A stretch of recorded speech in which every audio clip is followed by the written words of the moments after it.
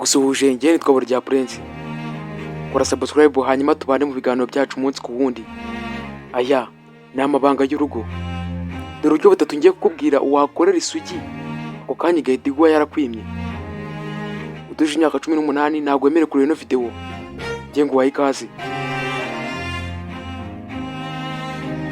Dore uburyo bwa mbere uzakoresha kugira ngo umukobwa w'isugi aguhe. Inshuro ya mbere uzabanze umusekere ndetse mwemeze yuko muzabana, kuko mu rukundo bisaba yuko umuntu agenda gake gake nta burakari nta n'umujinya.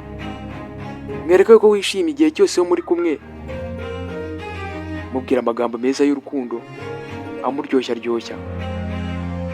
Dore ahantu hambere uzakora agahita yemera yuko mukora imibonano. Mu musatsi nawo ugira ubushagara bwinshi cyane ku buryo ahita byumva mu mubiri wose. Uzakora kore witonze kuko mu mutwe n'ikintu kitagoye kuhakora. Aha kabiri, mu ugutwi nako kugira ubushagara bwinshi cyane kuko bitabimanukira mu bwonko bikagera mu mubiri wose.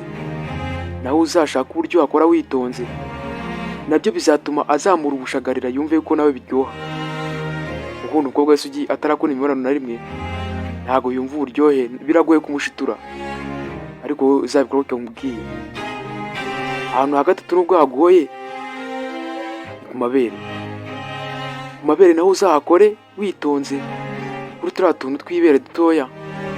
Naho noneho ahantu hazazamura ubushagara bwinshi cyane atangire kumva yuko biryoshye. Genda umukorakora witonze, amagambo makeya ndetse wishimye cyane, ubona ko muri mu rukundo nyine mwemeze yuko muzabana, hanyuma ibindi biraza kwikora. Nubwo bigoye kufatisha umukobwa w'isugi, akenshi na kenshi usanga kumusaba yabigoye, kumbwira ngo muryamane bigoye, ariko wowe bikore gutyo mubwiye ibyo bintu bitatu mubwiye, azahita agwa yihuta. Njye nitwa WAKORA Prince. Kora subscribe hanyuma tubane mu biganiro byacu umunsi ku wundi. Iyi ni ibura rya 150. Kora share